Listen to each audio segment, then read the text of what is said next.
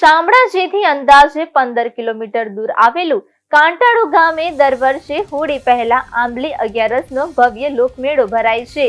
આ મેળો વિસ્તારમાં રહેતા આદિવાસી સમાજ માટે આસ્થા, પરંપરા અને સંસ્કૃતિનો અનોખો સમાગમ ગણાય છે. હોળીના પર્વ પૂર્વે આસપાસના ગામોના લોકો અહીં ભેગા થઈ ભગવાન હનુમાન દાદાના દર્શન કરે છે.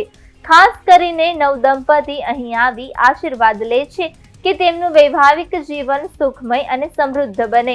આ મેળો ધાર્મિક શ્રદ્ધા સાથે સાથે સામાજિક એકતાનું પણ પ્રતીક છે. મેળામાં આદિવાસી સંસ્કૃતિના જીવંત દ્રશ્યો નજરે પડે છે. પરંપરાગત વેશભૂષામાં સજ્જ યુવાનો અને મહિલાઓ ઢોલ નગારા, લેઝીમના તાલે લોકનૃત્ય કરતા જોવા મળે છે.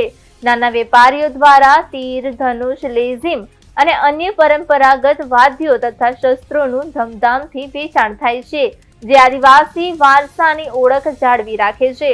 બાળકો માટે ચગડોળ અને અન્ય રમૂજી ઝૂલાઓ ખાસ આકર્ષણનું કેન્દ્ર બને છે.